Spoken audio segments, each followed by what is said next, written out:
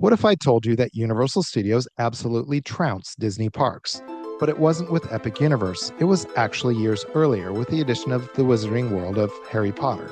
Because for the first time, park guests could interact with their environment in a way that had never been done before, with wands that you could use to create magic with the theme park environment. So the whole concept was groundbreaking not only for interactivity, but also because it gave Universal Studios a brand new revenue stream with magic wands and other items that they can sell in the park.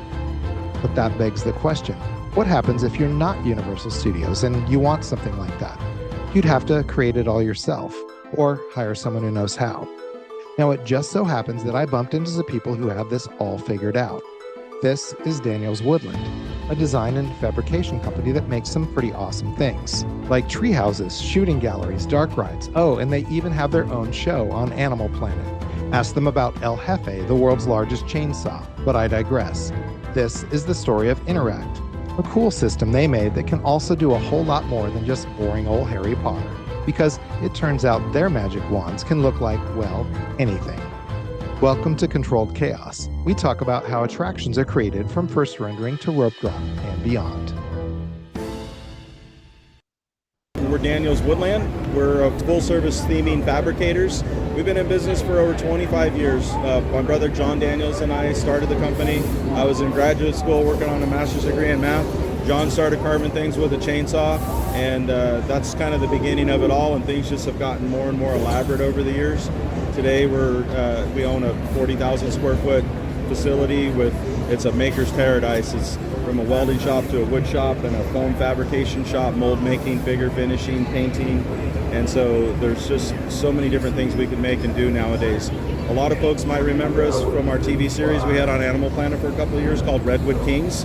It's still out there if you want to pull it down on demand, but it played on all the Discovery networks, and it pops up once in a while these days. But if you want to see who we are and how we work, download one of those cool episodes. It's fun stuff. So over the years, as we grew, we started making tree houses. We're really well known for that. And then we started adding in more technology, and we came up with the concept of shooting galleries.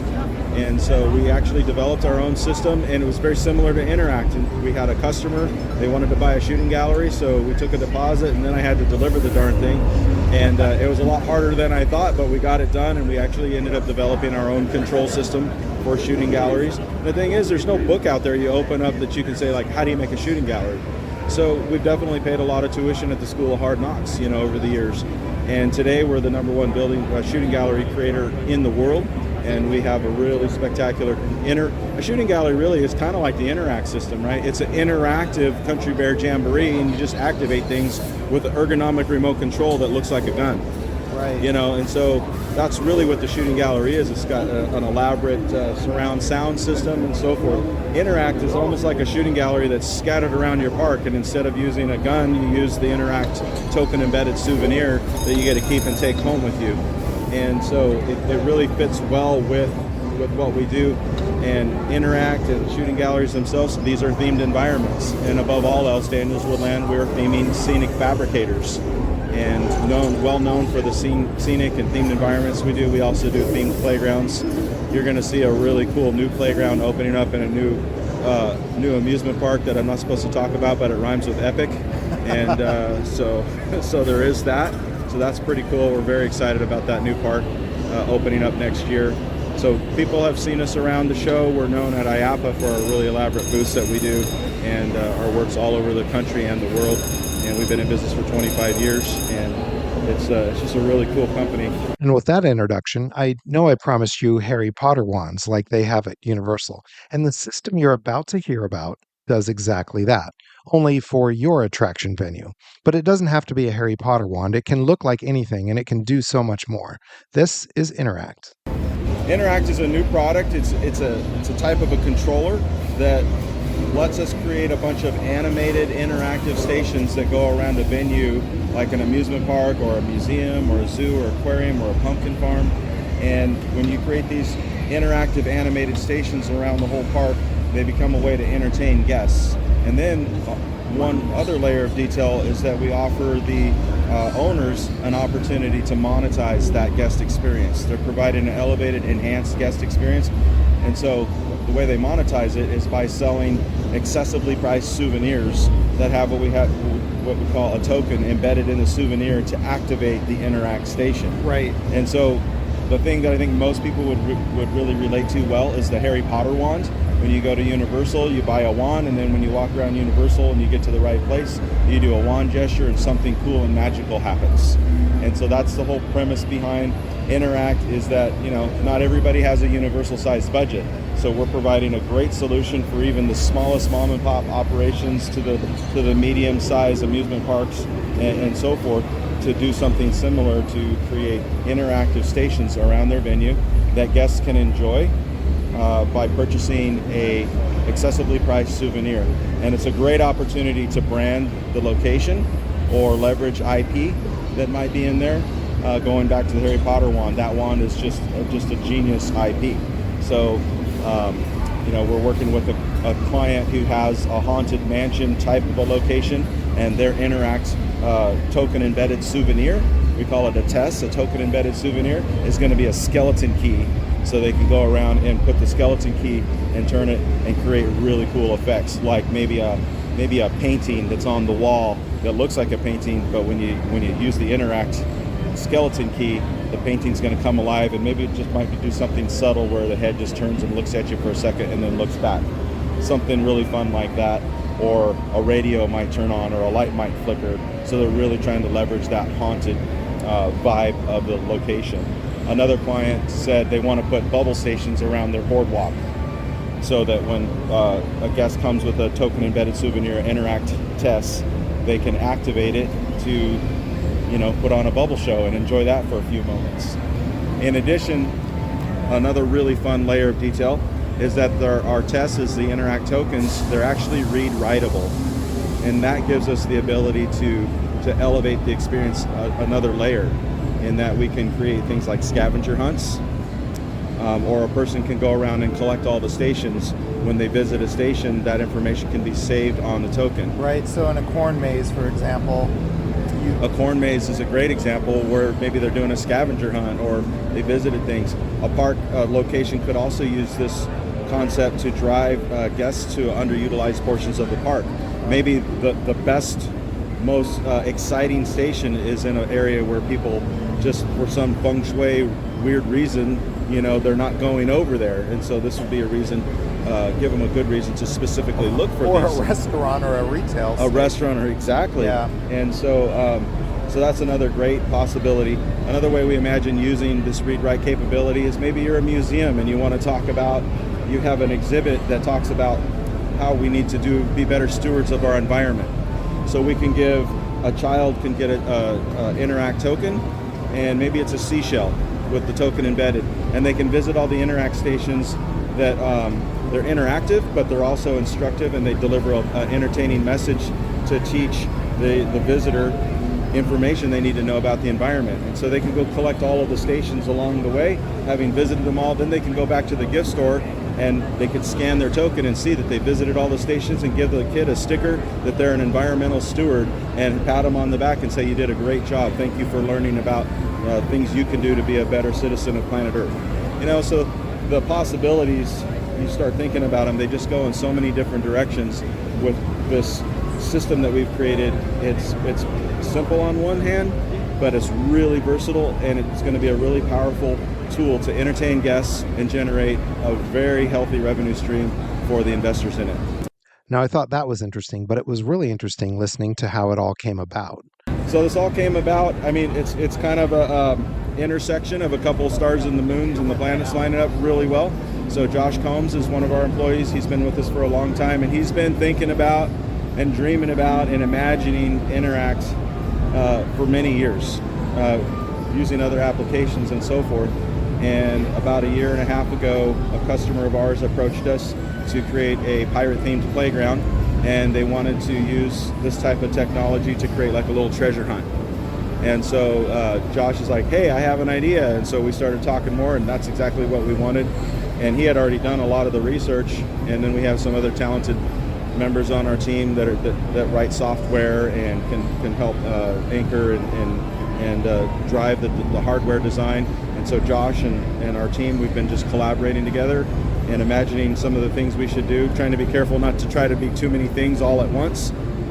So we developed this whole thing in-house. It's a beautiful piece of hardware. It's very elegant. It's very versatile, and we can do some great things. And with Josh and the customer and the other talent on the Daniels Woodland team, we pulled it together and are just really excited to debut it at this year's IAAPA. And the first installation is just a couple months away. And after the first day of the show, we've got a long list of contacts we're going to be visiting and designing Interact solutions for their venues. It's going to be great. I feel like it could be used for almost anyone. Really, from the biggest theme park to a FEC to, like we talked about, a corn maze, where you're visiting the different stations inside the maze to prove that you made it through in a certain amount of time. Exactly. That kind of thing, yeah. Yeah, it's the people are going to love it, and this is, you know, this world, it's an area of technology that's being pushed out there, and you know, people are coming up with some different solutions and different applications, and to my knowledge, there isn't anybody on the market right now that's packaged a solution for the majority of the potential locations that would use it, and that's what we've done. Well, and I feel like the elevator pitch is just that I can give you a Harry Potter-like experience interactively within your land for just a fraction of the budget. Do you want to talk about how much it costs, or do you? Sure. I mean, the stations themselves, from the most basic, which is a station that's going to trigger and deliver an audio message, you're starting at around $3,500, and that assumes a budget to theme, you know, the scenic around and make it interesting and that kind of a thing. Another thing that's really important about it is that budget. We're keeping it contained because this is not something that requires connectivity with all of the units. We don't need, you know, a big data communications network here. These are standalone units that can work anywhere. Does it just need a power supply and Wi-Fi access? No Wi-Fi, just a power supply. That's it. Power supply. Okay. Exactly. So it's a decentralized system, and so you could put it anywhere you can get power. Heck, you could probably run it off of a solar panel and a battery, you know, and you're done. Yeah. And so, of course, you're going to need, depending on whatever the actual animated thing is, you're going to need whatever it takes to run that portion. But Sure. the Interact system itself is just a real basic piece of hardware in terms of its power consumption, and so it can be put anywhere and implemented the most cost-effective way. You know, there's possibilities you can go. That's, you know, the entry level is the $3,500 for a lot of the stations, but maybe several of the stations you want to start doing some moderate things, and maybe you're getting into the $5,000 to $15,000 range. If you want to go elaborate, and then maybe you want to do $100,000, you know, animatronic that delivers a message. This is the part that it's going to be driven by the customer's demands and the type of location they are and the budgets that make it possible. You know, we got to really get out the spreadsheets and say, you know, what's our foot traffic? How many people are coming to this location, and start examining what the potential revenue is, and make sure that we're not, you know, getting over our skis, getting a little too excited and spending an amount of money that may not be too feasible to return back. Yeah. So that's going to be a really important part of it. I think marketing is also going to be a very important part of it. So, you know, out of a pool of guests, how many of them can we actually get excited about Interact? And so that's going to depend on a lot of things, including how interactive they are, how interesting the animations are. So that's on one end. And then the other end is how it's actually presented to the client. If you just put them in the corner of a gift store, you're not going to sell very many. But if the online ticketing solution actually has an upsell opportunity to, hey, you want to add an Interact token to your experience when you visit us today, then you know, we have data at an attraction that we own and operate that we get as much as 80 to 90% of people upgrading on a very cost-effective upsell. Yeah, so we talked about that attraction yesterday at the Monterey. Yeah, it's called Road. Treasure Hunt the Ride. Treasure Hunt, right. So how does that work inside Treasure Hunt? Well, we haven't implemented Interact with Treasure Hunt. It's a standalone ride, but what we have is what we call a power-up token. So it's a dark ride that you go through. It takes about 20 minutes once you enter. You go through the pre-show experience, get on a ride vehicle for a 5-minute ride around an immersively themed attraction. And the ride itself has a video game type experience where you're shooting on-screen and off-screen practical targets. It's like a ride-through shooting gallery, essentially. And so when guests come, they can purchase a ticket, and then we offer them the chance to opt for a power-up token. And a power-up token, I always say, in a pirate voice, I say, it turns your weapons from pea shooters to deck cannons, it does. Or single-shot revolver to a Thompson submachine gun. And so, you know, for the competitive type and And just anybody, when you do the power-up token, just a lot more things happen because it makes the gun fully automatic, and so more things are going and more targets are being hit. I can and see people really, wanting to upgrade that. Yeah. More firepower is usually better. It's true, and we did experience, we had to play around with the price a little bit and test what customer tolerance is for that upgrade. And, we found that $5 for that upgrade was a little bit some resistance. We found that $3 is like, who cares? And almost everybody does it. And so, with the Interact solution, we're definitely going to kind of lick our fingers and hold it to the wind, and depending on the souvenir that they get to keep and take home, we're going to figure out a price, and then we need to test it and dial it. But I don't think that should be the first thing that's ever, shouldn't just set a price and do it and leave it forever. We need to... Yeah, every venue is going to be different. You got to massage it, you got to crunch it, you got to wrestle it and see what's going to be best for the location, and how palatable it is for the guests and those kinds of things. It's also going to depend on the type of souvenir they get, the IP that might be getting leveraged, how big of a deal it is. But what we want to create, we want to just leverage people's that natural FOMO, right? The fear of missing out.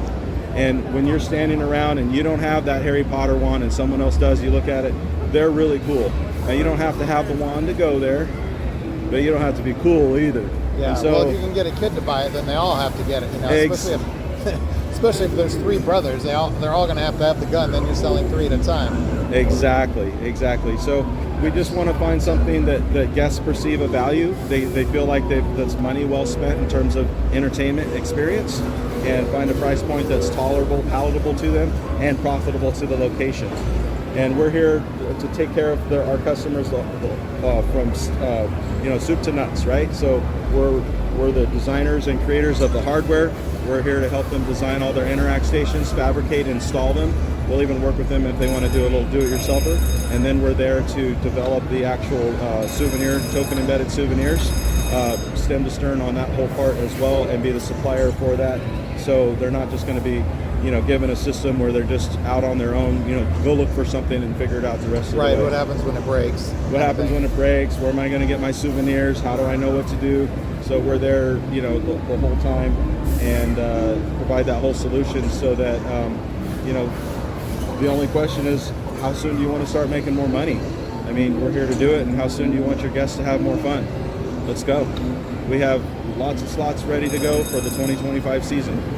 Yeah, fantastic. Yep. Well, so you've been quiet. Tell me about it sounds like this is all your idea. How did that come about? It's definitely something I've been thinking about for a long time and had worked a way that I could do it, but people that are instrumental in this is CJ Bird, definitely, as well as Mark Krutzinger. They made a lot of additions to this system and really made it happen. And I think one important part of this on the technical end is how it's an all-in-one solution. Not only is it something that can trigger a secondary show control system, it actually has multiple outputs that are solid-state outputs that can control a movement or can control lighting. We have some shows that are completely programmed with only the Interact system. We have a proprietary animation software that goes with that as well, and you can also program up to amplified audio, amplified and unamplified audio channels. So how does that work? Is this with your shooting galleries, or? It's something that can be an addition to the shooting gallery, but it's a completely new, different system than what we've created for the shooting galleries.